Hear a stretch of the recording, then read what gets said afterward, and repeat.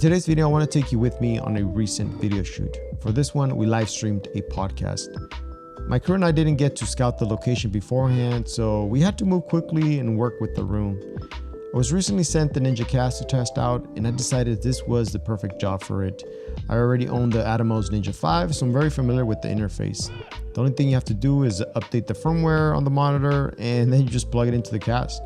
Now, what you have is a live switcher that can take 4 HDMI camera inputs. Although for this job, we only used 3 cameras due to time constraints.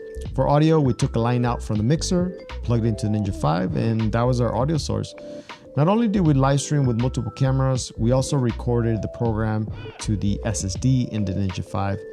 We wanted to give the full podcast episode to the client right after we wrapped so they could take snippets of the conversation and repurpose for their social media. This meant we didn't have to edit after we wrapped because we were cutting live. At the end, we just handed over the ProRes recording to the client and they could start using it. For lighting, we kept it very simple. We mounted a very pole to the ceiling. That way we could hang a 4-foot Quasar crossfade from it. This was our key light and it lit up all 3 people. I didn't want to use any of the overhead fluorescent lights in the room because those flicker and the color rendition is pretty bad. It was a small room, so we couldn't really put up huge lights or C-stands. So this was our best option in my opinion. The only other lights we used were an Aperture Amaran 60C in the hallway set to a pink tone to make sure the guest angle looked more interesting. Then in the back of one of the hosts, we put up a lamp with an Aperture B7C bulb. And that was it. We didn't have much time for any other lighting adjustments. Now, some tips to consider when doing these kinds of live streams. First, try to do a location scout ahead of time so you can identify any potential problems. Of course, you want to make sure you have good internet speed for live streaming. If you can, try to come up with a plan of where the lights, the cameras, and the switcher are going to be staged. This will save you a lot of time. Number 2, have a large monitor where you can see all the camera angles. The Ninja Cast supports 2 HDMI outputs in case you want to have different displays. I like to set one monitor to multi-view and the other one to program.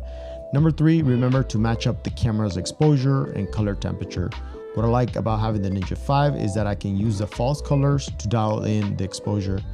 We had different lenses on each camera and some have a warmer tint, so you have to adjust the white balance for each camera. Ideally, you want to use the exact same cameras with the same lenses, but that's not always possible. Which brings me to number 4, try to use zoom lenses instead of primes. For this kind of work, sometimes you just need to punch in on a subject or get a wider shot because they are moving around. So it helps to be able to reframe the image with the zoom lens. Number 5, make sure you have long HDMI cables that can reach all the way back to the Ninja Cast. I have to say that it's pretty easy to use the Ninja Cast once you get used to it. I love the physical buttons and how easy it is to switch angles. I would definitely use it for the type of work I do. For a future update, it would be nice if they added the ability to crossfade between camera angles. Other than that, given the price point, I don't have much complaints. If you have any questions about live streaming or the Ninja Cast, please share your comments down below. Also, please let me know if you want to see more of this content. I'll be happy to make it. As always, thank you for watching, and I'll catch you on the next video.